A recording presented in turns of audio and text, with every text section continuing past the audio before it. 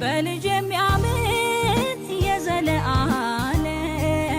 የዘለዓለም ሕይወት እንዲኖረው እንዳይጠፋ ነው እግዚአብሔር አንድያ ልጁን ሰጥቶ የወደደው።